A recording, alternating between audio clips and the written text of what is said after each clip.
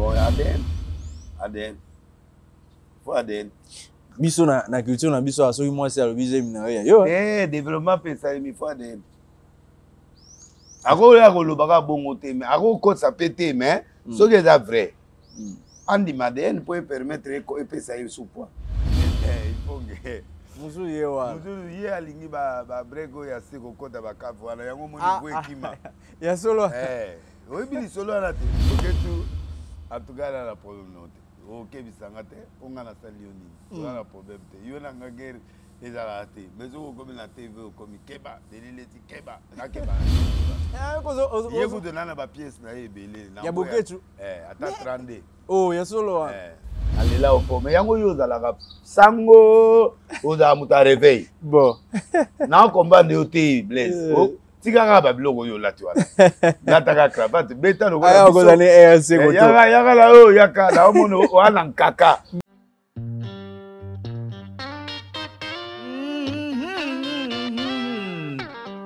Molotov TV na yembela o Molotov TV na yembela o yo.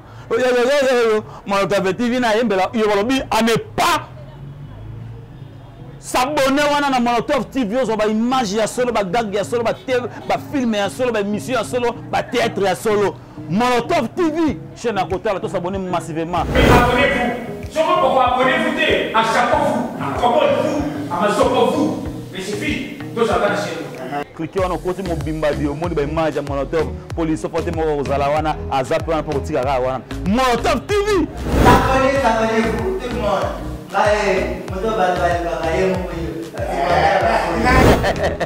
Et quand tu vas en ça samba Molotov et comme Molotov TV bango awa image film.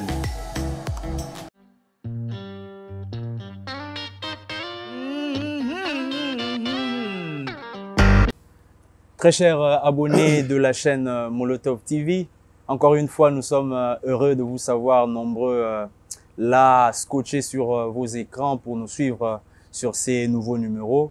Et là, spécialement, nous reconnaissons la présence du président Ben Lobish qui est le patron de la chaîne et c'est au travers lui que nous sommes Isaac Salema. Également, maman Elise Saloumou, la diva.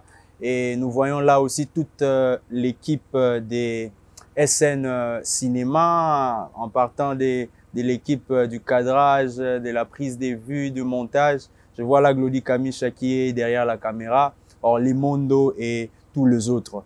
Les lots, nous avons encore fait les déplacements vers un homme au hasard pour Nabiso Mopayate, hasard pour Nabiso prophète, hasard pour Nabiso papa, hasard pour Nabiso moi, comme vous le savez, SN Production est en train de, en compagnie avec Umoja, en train de produire un film qui sera disponible sur vos écrans très bientôt là. Et cet homme fait partie, il y a casting, il y a valeur, il y a film. Nous avons fait les déplacements vers chez lui pour essayer de parler de différents sujets où ils allaient les cana nambo cannabiso. Nous irons de la musique au sport, de la religion qui est son domaine de prédilection et à tous ces scandales qui se multiplient dans les pays. Avec joie, je reçois le prophète des nations. Bonjour prophète. Bonjour, Molotov.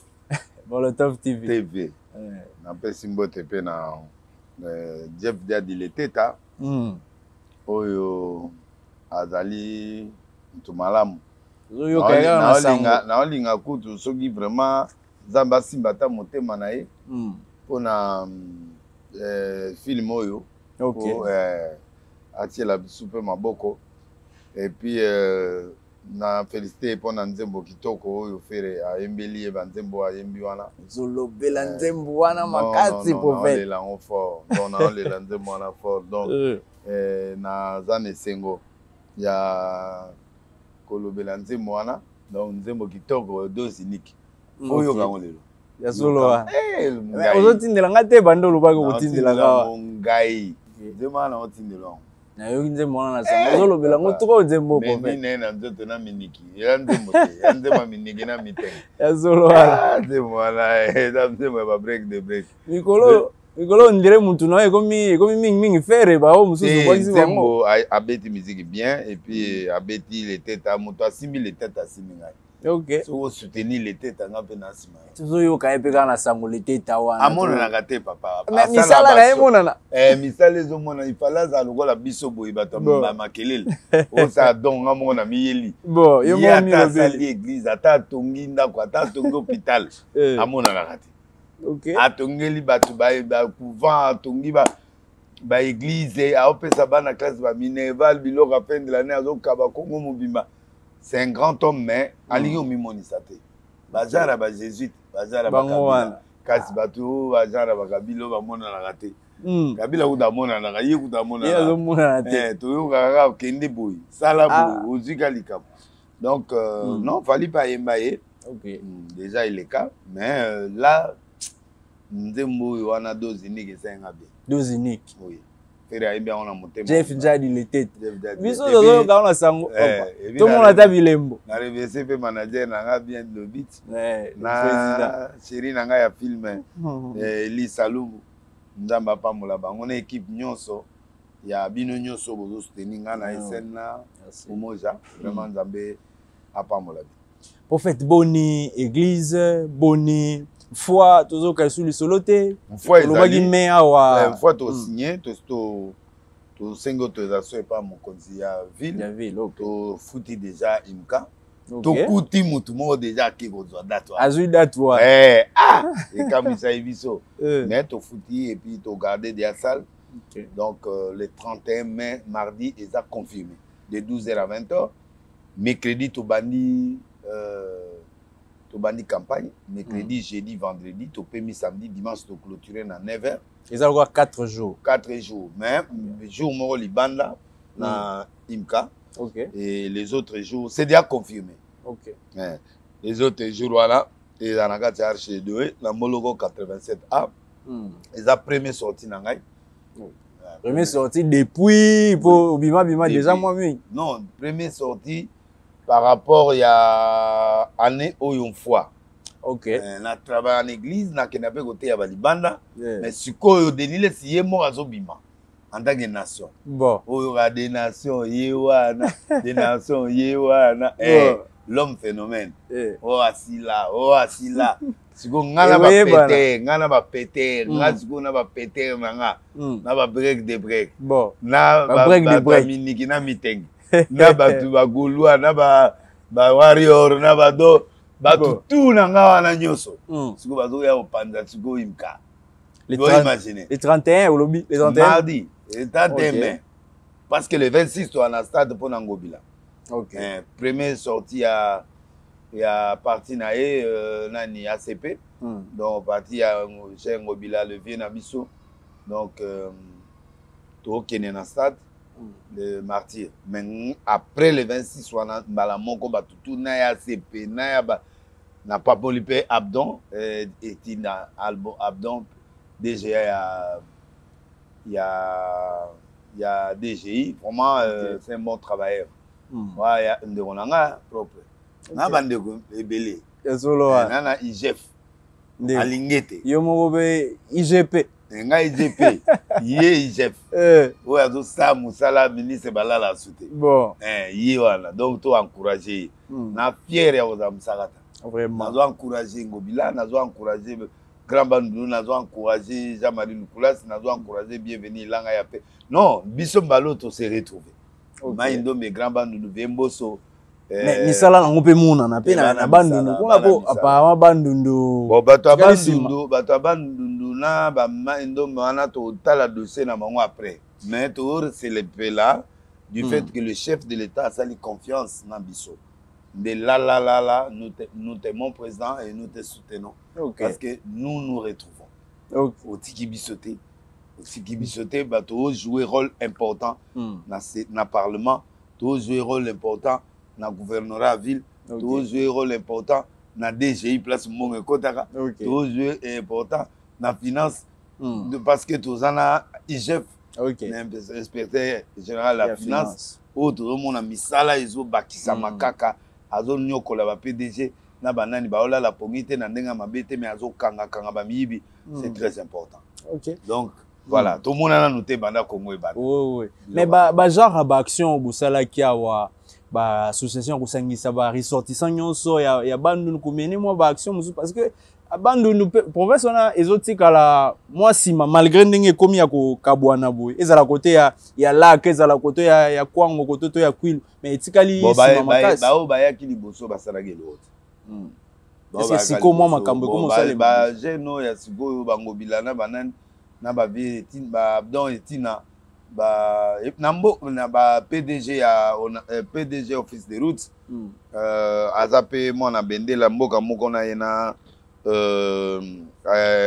na mboka moko na Lingete na bango mboka na bango lumière eza makadam ekota OK ba pena na maibo Kasai donc me bacha makadam bacha ba lumière na mboka munda so bango vraiment ba exemple kitoko au basali bon projet en ils ont continué moi je crois que génération oyo ça va parce que bango va comprendre qu'il faut développer d'abord l'arrière base donc nous soutenons à Lingete nous soutenons à part Nabiso oyo Azana office de route nous soutenons mon conseiller DG adjoint Abdon tout soutenir bango et puis bienvenue langa adjoint Seni bango nyonso wana baza Marie Lukula si toujours soutenir bango génération OGS nous comptons sur bango pour ba bobisa grand band. Vraiment, nous soutenons tous les travailleurs, tous ceux qui sont dans la gestion en mboka, ezala na gouvernement, ezala na ministre hydrocarbures. Ministre hydrocarbures. Ah man. Tokoma makamuna Didier Boudimbu, tokoma. Na makamuna na madame na na président Mbote. Donc tous ceux qui bossent à l'instar il y a papa na biso Jules Lingete na ba ministre o nyonso ba sala musala malamu toza ko soutenir bango ba ope baza l'entrepreneuriat local la président Ben Lobich tozali pe ko soutenir bango Ben na muta malamu. S'il y a des gens 10 au ba muta malamu na mboko na ba entrepreneur ba homme d'affaires Ben Lobich est là. Vraiment chaque fois na kenda kuna na zonga ka moi 2 jours ya Congo na 2 jours ya kolia ezo mona. OK. Chaque jour na lingana kenda chaque jour mais moi sonne. Moi sonne mais na on va aller salou. Ah c'est la comi kuna na lia taba. Na suka moi carburant au moins benda que moi là ya 3 jours bana benda ba sepeli. OK. Donc Ben Lobich coup de chapeau na maman Elise nzamba pambola. Au fait, pour la cause, on a les sous na maramto, il y a église. Rarement le monde, dans un coup attend un souvenir, t'es au monde, il va bien ici prophète, na église moro, tout le monde y est na fiche boye. Te babenga na tout na kendara mais ba tu bili ba complexé. OK. Na pese ni.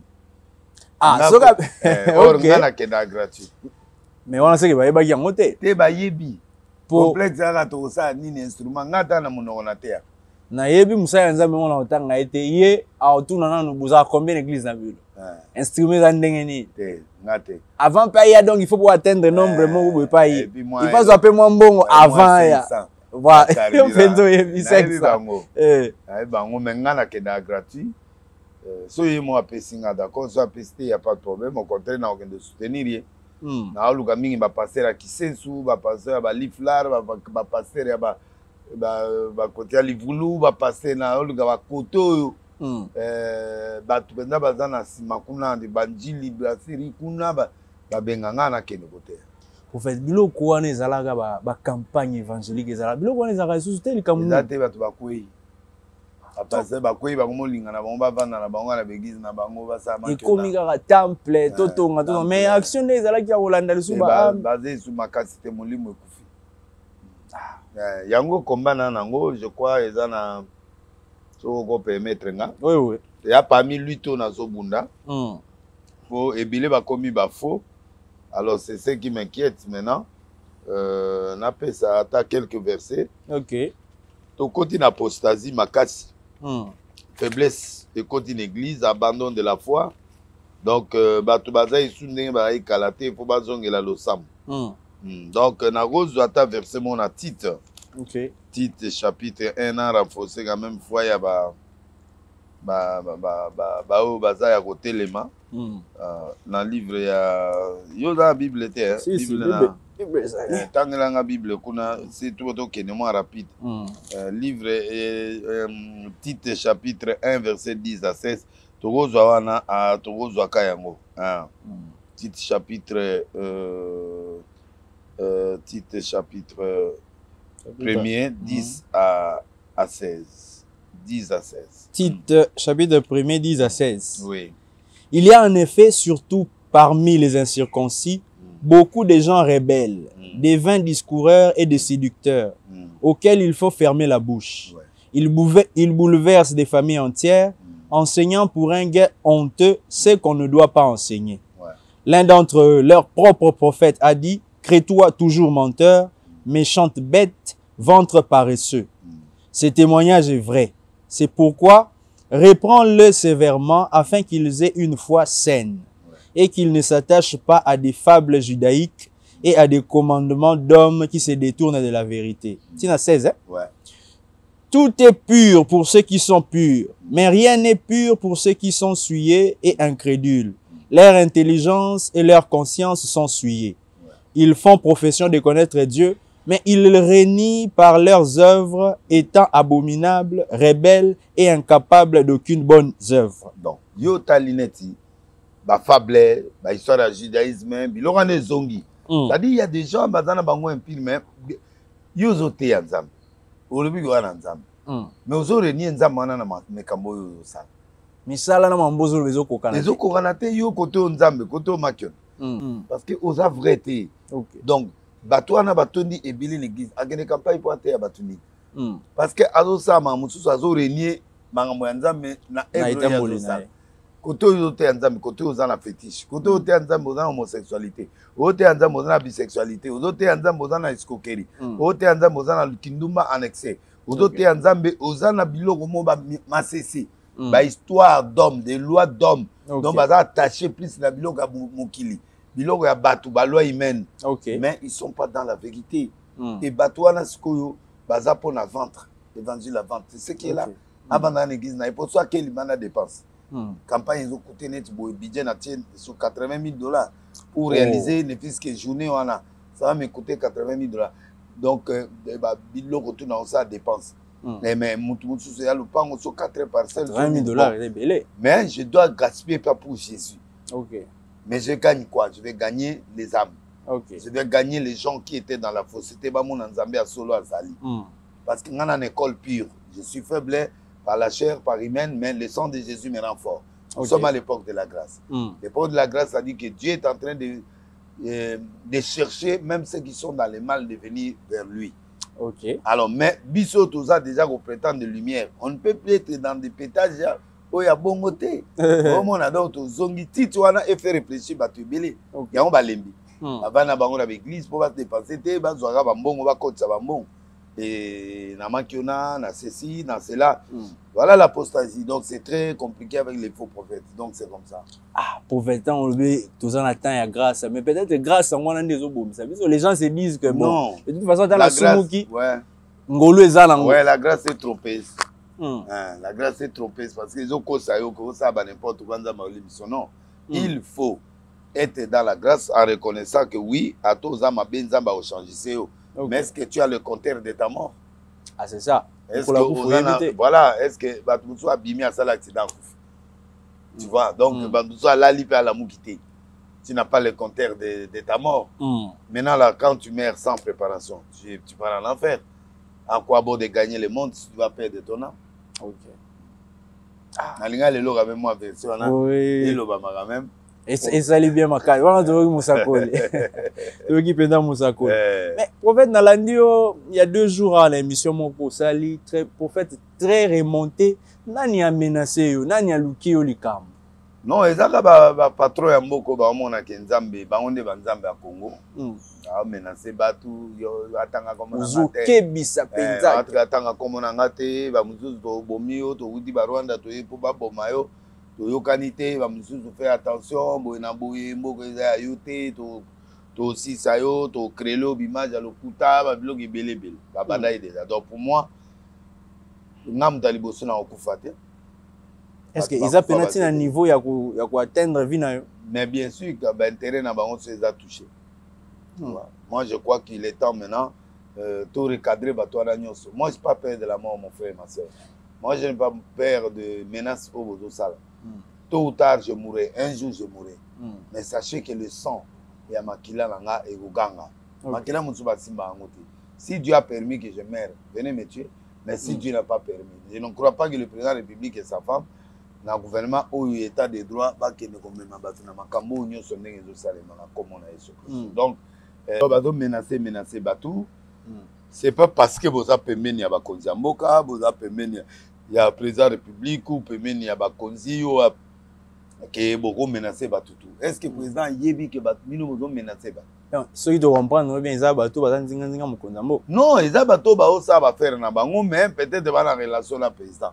Dans la relation avec le couple présidentiel, dans la relation avec le ministre, dans la relation avec Batoubou. Quand tu appelles quelqu'un pour dire que je mettrai tous mes moyens pour t'amener à la justice, tous mes moyens, c'est-à-dire quoi? Justice à la poche. C'est-à-dire, moi, déjà même mise sur. Voilà, est-ce que l'argent peut tout acheter? Nous sommes dans un état de droit. Et puis, il va contrôler nos points. Au lieu de tout ça, enquête n'a pas nos points. Pour les gens embêtés, on va embarquer Batunamboka, Boïté, Kakaboïto, Landa, Pangato, Landa. Non. Mais en fin de compte, comment constater qu'il y a autant de gens c'est qui est trop dangereux. Enquête au Kennedy, na Souka, la vérité. Non, c'est pas bango, mais ils ont menacé les journalistes, ils ont menacé les poissons. Comment bango les journalistes, on va retirer le lot dans le micro.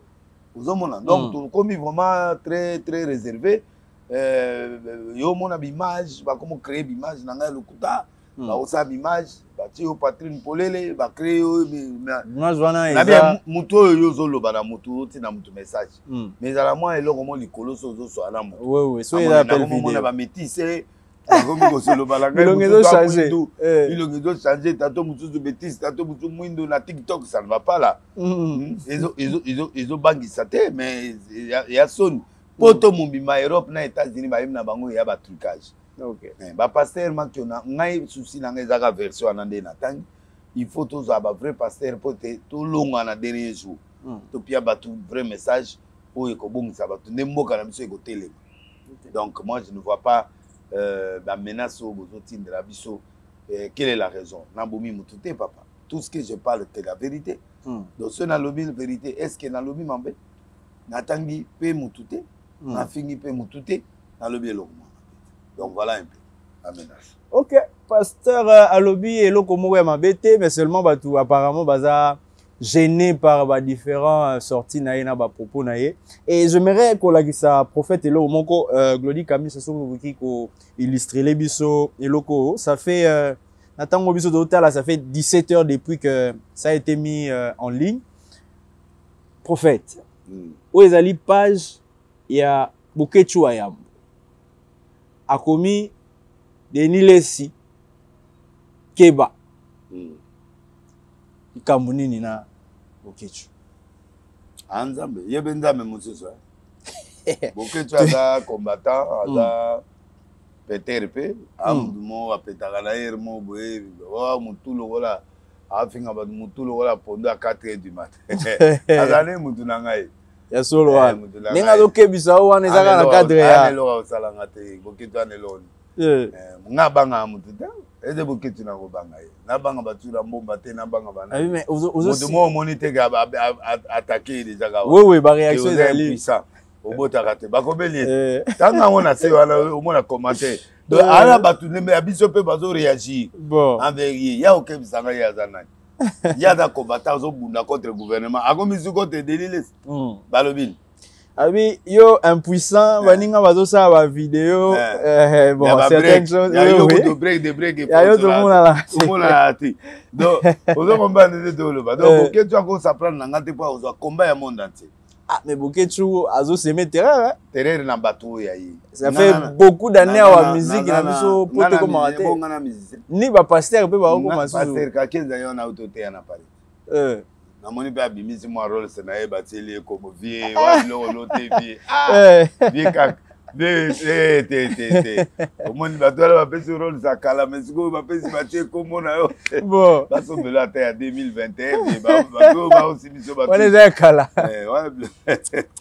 prophète bosakala na vie kakenza te bosakala na vie te via grand prêtre na mboka oyo bosomela eloko 1940 archevêque général te boye te vie epuis batie le kombo te vie yo bakotie le kombo na eloko te yo oza motu mo poids sérieux oza vraiment quelqu'un de toa posa na yo tout ça atei kuna ti ya solo na Paris mais atei na Paris inapesi te atei nani mpe atei tatu mpe atei alors bosikoyo bino ye aoya na problème na ye alingi kaka azwa bese me na opesa yango te ya solo wana ye na kibaya te eza ye ifonge ifonge mosusu ye wana mosusu ye alingi babrek oyo ase kokota bakafe wana yango moni vo ekima ya solo oyebi lisolo wana te babata bolei akotaki na studio moko abibano ya lelo oyo migongo bacorde ekatani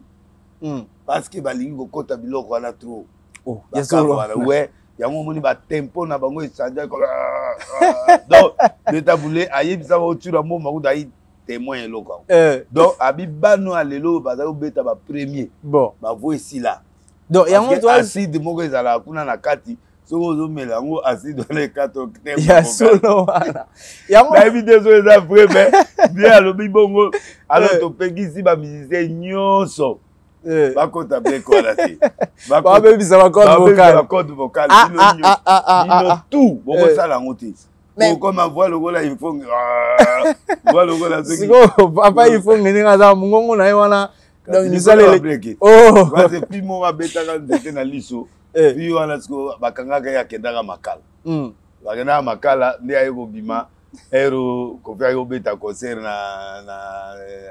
na Bercy nde babimisa ye ayemba te abeti mwana bato eloko na liso ekufi epi baozela ye alinga biloko wana ya kokotaka bakote wana tro yango vo esila akoyemba donc bapremier voi nyonso bato bakala bazomata ezomona yango bamatokomika bade baluwa babi acide mo ezala na kati ya brek soki oke kote wana tro ekausa mongongo batembre code vocale ekatana na bacode wana ekatalinga epi etabule eloko atikela biso conseil yango wana yango na pélisi tous les musiciens eza deuxième fois eza premier eza ténor kokota brek kokende kote wana conseil ya prophète des nations euti pa papa tabule abi bagene lelo balingi kokota bakote wana tro asidi mo ezala na kati wana ekata baekata bo bacode vocale batela corde vocale éviter kokende na ifo ngayembaka bocomprendre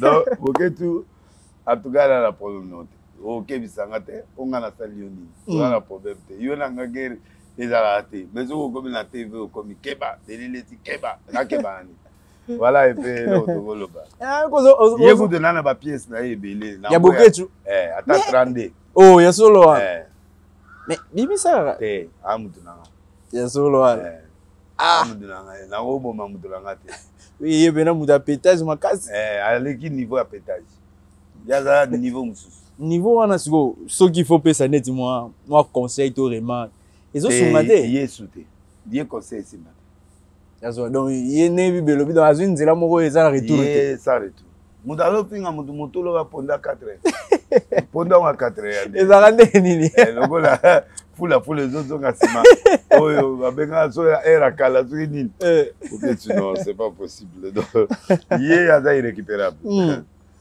prophète na moni na journal moko je pense Mbote CD ozo revendiquer appellation ya JKK oyo azobenga ancien président oui Joseph Kabila Kabange ngamu na pesa ya solo wana oui que eza ba ligue des jeunes ebima ba biloko wana prophète JKK nga déjà ngamu na bwaka ona te ekutanga kutu ba suspension tu peux pas donner les oui on quand le bima aner peso sur la tu vois donc dans ba problème ebele comme moi na JKK mais lelo ekei pour tokoti na domaine on a toujours évoqué un peu politique autant Didier Boudimboa Kinshasa pendant pratiquement 3e jour yango lelo ça qui paralysé jusqu'à aujourd'hui explication peu claire exacte par il y a les Cameroun crise mondiale ya pétrole mais mutuna yo au côté lié à ça bien non congolais ba ministre na ba député belé ba commis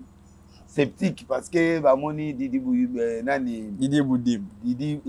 Boudimbo yende ngazana aza jeune au Kabila bazo pardon au président Félix Atie Mitema pour baya ko rénover gouvernement wario alors moi non seulement bali moi ça kitoko en fait obetara c'était dans mon moment c'est ma casse kasia aneti yemunda beti biso kaoti na c'est donc oh kate ya solo wana mina mutu kao 1 2 3 4 to ba botelo ceinture ya solo ba botelo vite ngana mo likambo eza na sima ezali yemunda bala mo ça passer ta signé biso ngana lelie fort mais alongi bino zeke alongi biso amakati kasi yango aza makati pe na ondima ye siko na comprendre po nini olobaka yemunda apesa vie place o mutu azali na vite ya solo wana petit aza olela trop mais siko akei avanilien aloloba sutese kasi mitenge na ya bien obeta lisolo olobaki esika akendaki na poto kuna balaki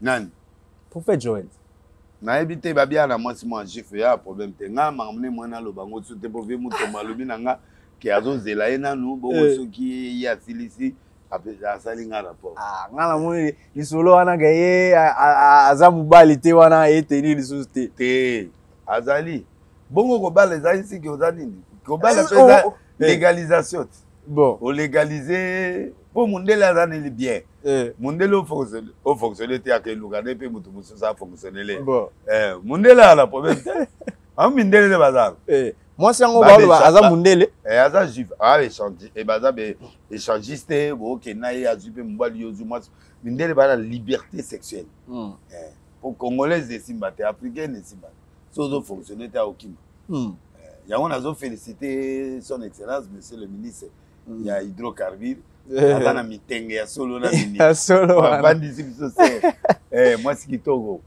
oyo tonéglige mais ye quand même à honorer franchement nasambelaka chaque jour pour na ministre ya hydrocarbure et je le soutiens à 200%.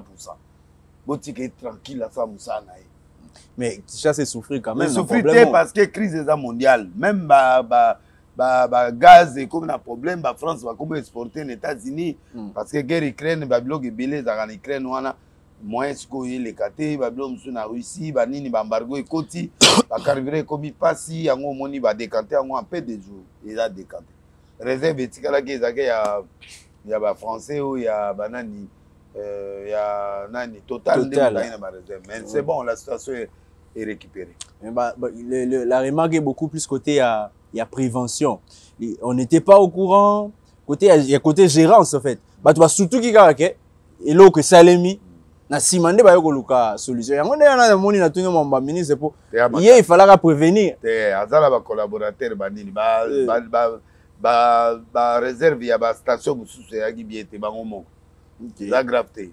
La petit problème, c'est pas grave. Même na l'époque nyonso to ça la pe ba crise wana. Les ala na ngona l'époque nyonso, ça ba crise même na France c'est là. Il y a temporaire. Et l'équipe là quelques jours, des jours à Pamba et ça est là. Témoin pétage Jésus batou. Dans ma voiture va dire mais ça lié l'autre. Donc la crise elle est internationale. Elle est internationale. Ezaka biso moko et abisete, tu vas partout. Crise internationale. Prophète na lingi tota elo moko. Na kati elo na zoloba ko wana belon na mwasi ne ba o contredire ngata. Ba yebi yango keza vrai. Na lingi tota la elo moko Glody Kamisha. So otela biso élément oyo. Il y a 2-3 jours na plateau il y a une de journalistes il y a place. Ayambi député moko ya mwasi na kombo ya Dominique Munongo. Na ngito yo kamarambo alobi na sima ou réagir na ba propos na ewa.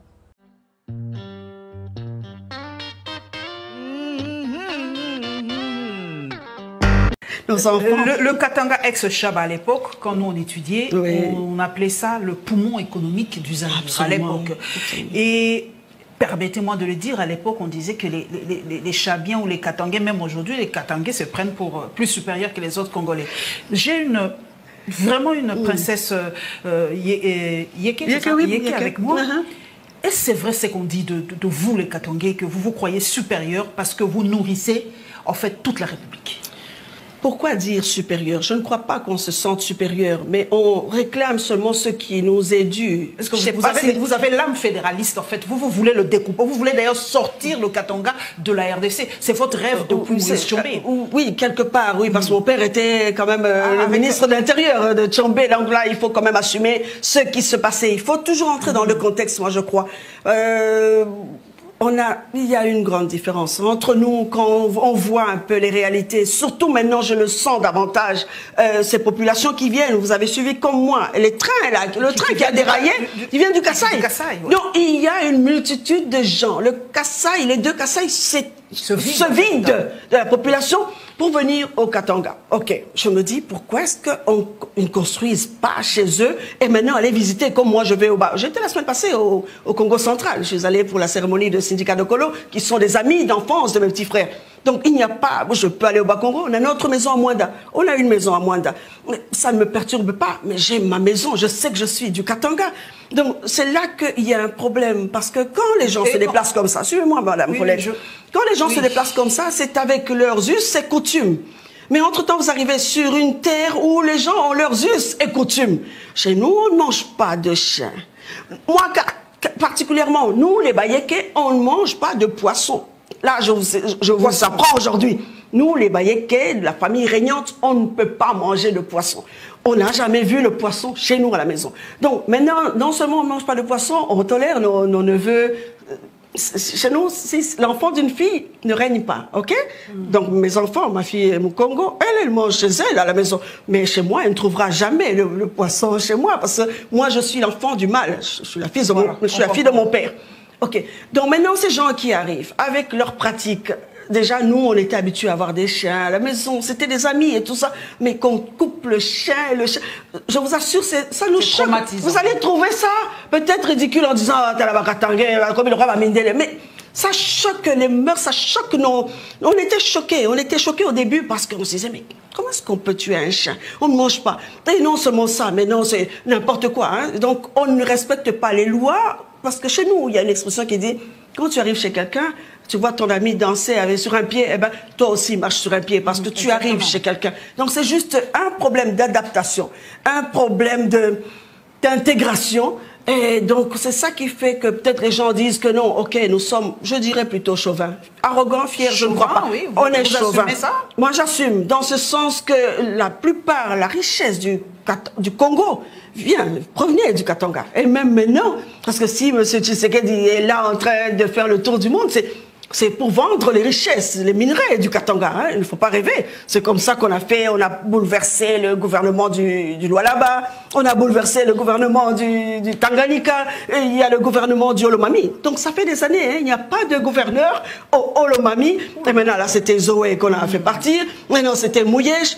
Moi, je pense sincèrement qu'ils auraient pu venir et négocier, dire, ok, il y a ceci ou cela, on a besoin de tel poste, c'est moi maintenant qui suis au pouvoir, je voudrais ça, surtout qu'ils étaient en alliance. Moi, je ne suis pas concernée dans ce sens que nous étions de la Mouka, nous sommes ensemble, donc on n'était pas concernés. Mais eux, ils étaient dans le schéma FCC Cash.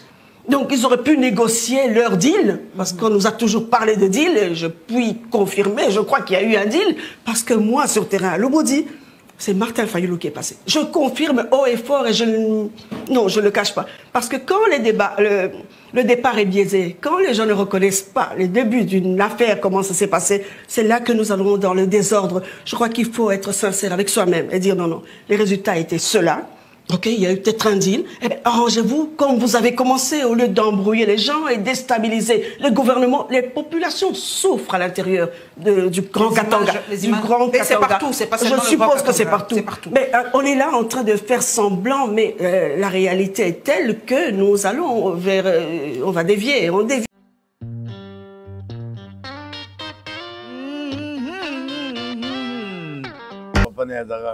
Ministre Tchombe. Tchombe azaki séparatiste, azaki muto alinga ya kata. c'est normal. Aza na semence savana et aza ba munongo ba chef coutumier ya kuna. Bon Katanga nyonso 3 quarts ba Katanga ba l'esprit wana. Qui ba richesse wana ba bénéficier nango te Congo mazo mélange. Alors il faut ba kata po ba liango bango moko. Dommage to papa moko moko ekolo bo moko te sali décentralisation mais to voyi soute ko kata mboka pour ils ont faire partie à RDC sauf que il voulait faire passer un message qu'on arrête l'exode na Katanga na Grand Katanga ba Kasai bazo ke de trop na Grand Kasai na on end nazo interpréter d'abord idée na OK ba moyen ba pe masute bango net coutume na bango balia ka mbisite balia ka mboate mais bango ba yina ba système bango mona mbazo kufa na miso na bango donc c'est sacrilège c'est normal choc de culture. OK mais nous sommes en démocratie tous évoluer il faut donner maman de côté on va passer ba y côté à la pour bazo misala renfort mais il y a quand même un esprit séparatiste il y a quand même un esprit tribalisme, il y a quand même un esprit qui n'est pas bon, mais elle a assumé. Ce que j'ai aimé chez elle, elle a assumé. Elle dit, j'assume. Bon, ngalinga bato basumaka, mais n'a adhéré la bidée n'a été. Mais exode de pays les cas trop peu kunati parce que ça dérange aussi. En fait, mais Congo est amoko. Nazana Kishasa, Nazana Katanga, Nazana Mboka Langai. Nazapu, mais c'est l'abbé. Pour le moment, il faut développer le Kasaï. Parce que le président a au pouvoir, même s'il n'est pas tribaliste, mais c'est un terroir. Tout le monde a Mumbutu, Atonga, Penakawele, Atonga, Université Mongo, Balaxi, Bissoana, recherche, les recherches, Université Mongo, il y a bien. Université Mongo, il y a bien. Université Mongo, il y a bien. Oyo kezo sala que bande ko ebele baleli yango ki fa ba tonga ngo mobuta tonga esila to mona yango te moi chango na vraiment na ba homme na mboka na biso na Équateur. OK ouais image wana vraiment na lela yango fort donc gouvernement actuel et koiko aussi université wala eza côté Équateur kuna na kati mobuta tika ngo OK président Félix n'est pas azape mwana ya Mbushima ya za mwana ya côté wana ya Grand Kasai eza mabete ba tiaka mo développement pe bakata bakasai nyonso bana bambongo investissez dans votre région c'est très important pour permettre bana kuna bazwa pe misala.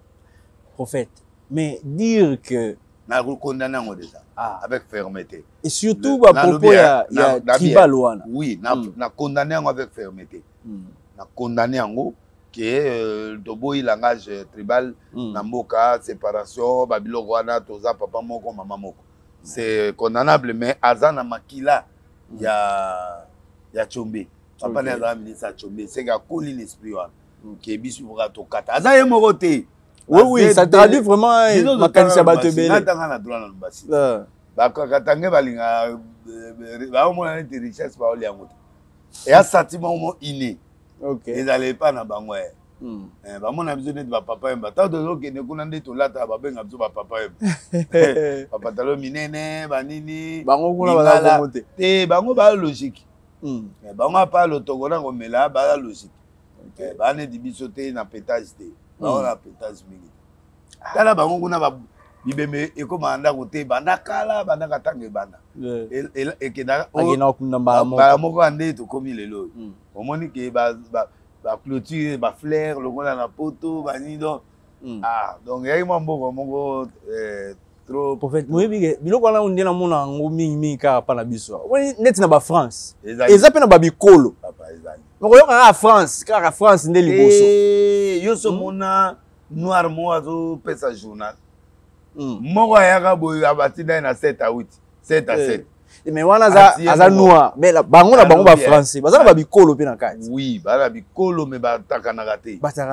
ozo ka kombo ya France nde liboso il y a des sources ba mona wana bana se mais bazana tribalisme makasi na ba nani balango na Allemagne na kota bis na joueur moko ya première division boy to koti ba tutu ba bimi na bis otika bizumi ba les chauffeurs abi messieurs on part ne vous en faites pas c'est comme ça en Allemagne OK On a le ah Moutulanga Marcelo aloba wazala d'origine allemande nde pesa nga pasi na bi ah donc Moutulanga oya okoma lo wana nazi te mais bon ezaka akoseka kaka mais est-il que ezali tribalisme eza na poto makasi batribu na bango mpe bamona mpe baninga mosusu na se même na poto bandeko bauti bamarocain baalgérien so bango na poto babenga bango mindibu c'est-à-dire bamona bango mindele te bapire mindele balinga bato mosusu bameti te balinga balali te bien que babotami wana balinga bango te bamindele riche yomo te nde batiaki pembeni bajuif donc bamona bango race mindele te baodéranger biso. Ok. Ah, merci beaucoup, mais je crois, en tout cas, message au biso Tokoy ko Toboy message à séparation Katanga. Bande ko bala pia kabaye, bo supporter kaka ba lembo kanga miso. Ya repa là-bas. Et ça repa là-bas, diversité culturelle, il y a un peu de ça la force na biso. Mais il s'est exprimé. Oui. D'accord. Le coup a évoqué Sangwana. Il veut ta elo moro ya monsieur l'abbé Blaise. Blaise.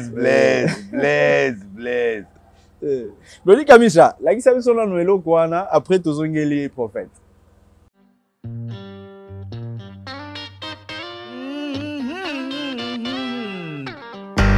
Parce que nous soutenions l'opposition. Maintenant l'opposition est là. Nous souffrons toujours. Et quand nous souffrons, nos frères qui sont ailleurs, qui ont fui la province, qui sont à Lubumbashi, dans le courant, dans l'eau, en train de manger des fruits à moins cher. Quand nous nous réclamons ici, non, taisez-vous. Nous qui sommes au front, nous parlons, taisez-vous. Parce que quand vous mangez là, ça entre chez nous. Au Kasaï, nous souffrons plus qu'ailleurs. À part nos frères de l'Est qui sont peut-être en guerre, ils sont obligés de fuir. Mais nous souffrons ici. Au Kasaï oriental, il n'y a pas de supermarché. Pas même un seul supermarché. Donc si tu es au Kasaï ici, tu veux manger les fruits, tu vas faire comme ça. Tout coûte le double d'ailleurs. Et c'est nous qui payons le prix des tribus parce que nous avons soutenu l'opposition. L'opposition là est au pouvoir. Nous continuons à souffrir. Et nous avons même l'impression que nous souffrons davantage. Pourquoi? Parce que nous avions beaucoup d'espoir. Nous nous disions maintenant, on va quand même penser à nous. Il y a des gens que nous avons soutenus qui ont maintenant pris le pouvoir. Plaidons la cause du Kasaï. Nous souffrons au Kasaï. Notre peuple est en train de fuir, d'aller ailleurs. Ce n'est pas à cœur que veux-tu. Le peuple ne veut pas. Chacun est bien chez lui. Si le peuple est en train de partir, c'est parce que ça ne marche pas. Ça ne marche pas. Et vous qui avez fui, si vous voulez défendre ce que vous défendez là, rentrez, qu'on se batte ensemble, qu'on meurt ensemble.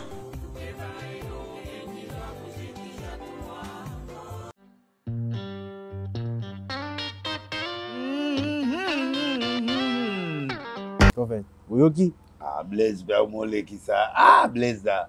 Blaise, na luki yo, zo sa nga ba fier. Bon. Ah, lelo na o signé yo. Blaise. Blaise na lela au fort. Mais, au gomme politicien Blaise. Blaise à Lili. À Lili na rejoindre Blaise parce que, ne maman na zoloba, azo lela bi, bo souffrir na Kasaï. Par président, ça la quelque chose. Bateau, bazali une opposition. Biso zaki mboko opposition du pouvoir to bénéficier de l'autre. Blaise au monde ozo funda le parti au monde ozo funda gouvernement parti azaye mon côté parti aza pona Congo mobile mais il empêché te babwa ka mwa lisukuna ayaki kuna bo monaki ye azo réaliser certains projets pour ça banda kuna ba lobake aza pe tribaliste au monde ya batakaka ye déjà Blaise prophète demander zo ke pe na suka Akosala quand 2023 déjà l'année prochaine. Il y a solo one. Constitution, ça y est, c'est la deuxième mandat. Constitution et PCD mandat. Mais il faut possible, il faut bima. Oui, peuple a PCD mandat. Namona on écran prophétique. Bien que vraiment discussion il y a des résultats mais ballon a évité ce qui gagne ma na char. Toi un hélicoptère. Pour malheureusement la na char. Et il y a char. A publié tu à côté. C'est évident ballon. Donc Blaise vraiment je te soutiens mais malheureusement qu'on poussait présidence à la tribalité tika action générale au ba osala mais ce qui est vrai bénéficier quand on a bénéficié grand Kasaï est bénéficié et biso petolingi est bénéficié pour et ça la ndenge ça la Mobutu te ga salarié. Donc moi je crois qu'il est temps soki mokonzi nyonso aobongisa mboka na ye eza mpe malamu donc eza mpe malamu. Merci Blaise alela au fond mais yango yo ozalaka sango ozala moto a réveil bon na combat de te Blaise tikanga babiloko yo lati wana nataka cravate beta no yaka la o yaka la omono wana nkaka bon o mobo lati masopo mais koto yo to beta biloko na biso mais oya okomise muta ba video avant ya otala mutakalisation na obanga mibatela lokola nani oyo neto opeza conseil pa mundelo ya acteur oyo nani Jean-Claude Van Damme. Van Damme, kebab, la gizaza va péter, ba otike lo break libanda. Batu ba obanga te, munsakoluku tu ba obanga ete. Ba créer les boubelo ko ba télé mutanga. Ah, yo muta ba film papa ba ya otile o ki porno awa. Donc na komo mona bano ya ngeli ba komo lekela yo. Kubenga mutunanga pire mutunanga kubenga. Kubenga boete batela ndeko baya ozwa pétage awa na niveau ya likolo eza recherche mikolo bazoluka ye batela ye break libanda boete pardon break ya mundele elinga ero ebima te baya ozala ye izalazala ke bana bazaladi kuna na kati ya babato mais ye mpe aye awa alobi aye investisseur na cadre ya makambo ya faci city wa ase retrouve lisusu na baboite tozomona na we amutu mais aye na cadre mosala amutu aye mosala me na pose ape mutu agute mpe congolais tout ça agute mwa pundu mwa kebande kaka nde na video akebande na video telefone aokanga kebab nde mama na ba mboso ngaya solo ba Van Damme keba breke za libanda ti vraiment koko kubenga keba batela mutu na biso puisque tolobeli monsieur l'abbé Blaise Kanda to moni communiqué moko depuis lobby et l'équipe na ba média international eza Senko ezali ko Cardinal P ambongo lobi abandeli yango leso na réunion asalaki aza koyebisa na basango nyonso oyo baza na bana oyo baboti bana batika mosala ya kisango bakende kobokola bana nasepeli quand même lelo andimi yango c'est une façon de reconnaître eza basango mosusu toloba yango baduta ke pétage mpe bamasere balela mpe ke non papa mbongo talela biso po monseigneur kuna moyen te tolembi break donc break de break donc batika non seulement kobota po basali ve de chasteté et puis batika pe bamasere batika bamasere oya bango bana kufa baonyokola pe bango trop yazolo batika bamasere pe tranquille donc ekoma soute au pétage à deux côtés donc et puis mais ce qui est local est vrai mais na ba avec ebele ba okemi ya solo c'est que yo yebi makambu ndengo za ba dossier ebele awe pala ngana na dossier vanda kana disque dur na bandu ndeko banga ba sango ya ulinga na ko simba bango te ba forma ngai ya solo wana zani moya nada reconnaissant na éducation ba pesanga na petit séminaire à Bokoro ti na grand séminaire donc ba pesanga vraiment éducation moko malamu o izo salisanga ti lelo parce que ngana lemba te parce que bisu ko na 5h30 ba seko bolamuki grotte après grotte bokes le sambo mes tokei na libongo kosukola après kosukola toyemba moko na étude toke répertoire tolé après tokoti bachiki donc discipline moko ya miliseki alors discipline wana siko esala ke na reconnaissance bango baza ba père donc moi na sala autre mais ate mais ba père pe ba dekona po ngamo ma sœur a violanga et donc prophète ya solo wana ouais na loba on dit na TV wana na internat internat ma sœur wana sakana na 3 fois et comme chaque jour son a sali makele na dortoir a récupérer ngai nage pa na ye na mbeto ala titongo na lali wana 5h30 abimisinga finition ya opeza yango break premier tour na leli deuxième na leli troisième quatrième troisième et comme sentiment na mutu akolisi ngai na ina bongo te akolisi na kacha. Donc après on est là qui sous viol te wana au mesano la ni ah kaka mais moi ba sentiment ekota. Bon.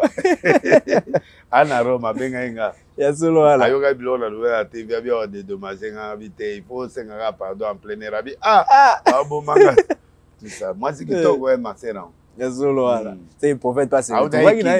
Tena se retrouva qui te allez ser mo qui to trop mais siko yepe alulanga ponga na ki siko moi na patron multimillionnaire na oya avec beaucoup d'impact beaucoup d'argent na classe alors master à quoi ina master à quoi et puis à quoi isinga bon a baby singa ça pas mi ba to baby sanga mutu ezaba mais doit beaucoup c'est vrai ah des dommages ga ndinga lobi wana aya na ozela mais na sentir ne desati ya solo wana tout justement ndingo beti sulu solo ya zawadi na banga tato okutana esa osalanga suma bete o banga ezo ndeni po non mais ko violer ngai papa et azo violer bat kasi azo violer bat tout ah ouais o benga o délise bien je vais te punir encore parce que tu as mal parlé. Mais je veux que ça se confirme yemoko a sali ba déclaration kaza na zemi puis zemi yango ya pasteur Mike bon aden faut aden biso na culture na biso asoki moi c'est alobise mina yo développement pesa mi fois de ako ya ko lobaka bongo te mais ako ko ça pété mais ce qui est vrai andi maden peut permettre ko pesa il sous poids et comment ba justice apporter plainte contre pasteur Mike apporter te so ba porter qui doit to yeba apporter plainte te ata apporter Mike amona mukete amukoloti abala peta ce qui est moi na agwa tume ko bona ya a boko la moi lobby pasteur Mike abebisele libala na ye belle famille no supporter ane pité wana ayeba iteke mombala ko yeba na public Mike toyi yemo alors boss go yo mo za ina posa Mike ambali kitoko bien solo bien adana moto ada pese dictateur mutaye aye l'église a olela do Mike wa dangereux Hollandi gazo aye l'église et pasteur biso doit nous attendre caso un peu plus de temps il doit venir à l'église à revendre yo kamater ta une année atako même église akoka ité ko se retirer nanu complètement c'est difficile akufa ya solo akufa oui faut aller à l'église ayo kamater avant les autres c'est pas si akei ndaku parce que sur avant ndaka opété non comme sous bazaya de belé ba côté là solo ah ouais faut bien dans l'église ayo kamater na église wana pe ba mususu pe bazali Jonas nzama kausi nzete afashe OK ah mais nzete kutu yo sali effort nga nzambe na loni na ngai bon yo tiko bato nga na sali ni image na nga ba bongoli mitema yo li ba kufa au mot de quoi juste donc bref Dieu a souci de son peuple OK donc namoni donc c'est comme ça parce que on te commis déjà ko kende vers suka ya émission na invité sur lundi ba info to yoki cour ya cassation et relancer les sous dossier il y a 100 jours pendant un bon moment et ningisa qui moka et parmi bato ba convoquer les sous Ami Dachatu Daïda Mpiana Masaro Soraya Masaro umeliti babima est-ce qu'il y a des démarches de caméra bima kia ezape un nettoyage solo wana mais pose caméra kolo masolo abimi abimi bango il faut tata pe ya mundele bango pe na yepe a okende donc des ala tsiko bango nyoso wana il faut ba nettoyer bango parce que ceux qui ba relaxer caméra d'office pour ba relaxer ba moyindo wana nyoso pour ba tambo asi ba beti ba boloko ici libake ba ilibanda ba ya libanda neti ba Soraya wala ba ilibanda ba onyonso ba ilibanda mutakasho kuna masaro masoro sambate occasion pour les samba ba boxe libanda yepe aza mayele kote oyebi ba stress to za lango ya ba pia ko zo lakisa mwana ao sakara ba 1 million de dollars utika biloko wala peti na obebisa même nga mutu na luka yo après quelques jours na yo luka yo mais bakangi na les jours bakanga kié na ki prena mona petit na masaro bima na no est sous la rwana est-ce que là ils ont les sous petit na to luka yo ka ata mo ba pousser etika yo te kata mo de palais bon pesa biso mo ba 50 000 vraiment donc c'est une occasion oyo ba père wana pe bakozwa moi chance ya kobima parce que bazali ba complice bango nyonso so caméra est acquitté ou il est de nettoyer bango nyonso ba nettoyer mais la procédure c'est la procédure toza ozage tozo landela la prophétie a gagné le grand prophétique a gagné vraiment prophète aussi a annoncé qu'il y a et tozo tala ce que ça va donner c'est le 11 de ce mois ne bakoza la sous na cour ya cassation prophète to commis déjà na suka émission invité ceux qui ya kolobe jali et puis moi ba dédicace dengue toujours na tikaka Jeff Zali de teta l'homme fort et teta biso tozo zela bilembo yo mona na raté mais bilembo mona de teta l'homme de cœur l'homme selon le cœur de Dieu moto ça ba don sans crier des gens comme ça on en a pas beaucoup. Même Yesu a ça miracle boye bisa batuté. Mais Yesu a mon raté. Il est plus mystérieux que Jésus. Plus mystérieux que Jésus. Jésus a un exemple miracle balo baté mais Jésus a mon nana. Mais les têtes à mon nana. Oaza motete là mais à mon nana. Motete là fumbe sogini. Azo mon nana té. Donc même ngai na we mon aïti. Oh. Mais nazo lukaï pour la mon aïti. Donc un homme bien, dans ma famille, a continué comme ça, il y a deux uniques. Deux uniques, oui bien. Que nous t'as la deux uniques qui a fait. Oyo kadé l'été t'as balili à quatre. Bon. Nze ma mitengena miniki. Voilà. Nze ma mitengena miniki. Nze moi neza na ba break de break, neza ba bloc ebele la quatre. Fait de la break na ye oyo. Tu vois là ba terme na ngati. Ba tu as vu que ça ba mon délit c'est break de break. Bon. Étage. Ba yebi biloko na nga nyonso. Miniki na mitenge. Ba yebi yango. Donc vraiment na pesi mbote. OK. Na pesi mbote pe na Fally Ipupa. OK. Bazo salé ba coup. Ba préparer coup ouais. Botika biloko wana bo sala. Balingi Falita obeta na stade jour wana kaka batia ba concert. Na jango batia ba concert. Ba CC ba grand leader nyonso. Batia la ye libaya. Botika biloko wana. Boya oyo kasoni pamba fallait autonisa na stade. Boya oyo kasoni botika ilani Ipupa sala temps na ye. OK stade donc attend wengeli ngeke ne stade. Zo mona te ke ne ya banda ine avant. Ah ya banda wenge ba ko stade. Wenge kadri wakati nyo swana. Tout terrain. Bana discuter. Mais ba sala mo elo mo bo bima wa. L'état est bima papa. L'état congolais a consommé yango. Congolais a commis capricieux. Poto bima neto bima boyi foza makasi wa delile. Mboko eza déjà miné. Wandi mamutu na pasi. Po petaza bima lokwa na bimi boyi. Et un grand sacrifice.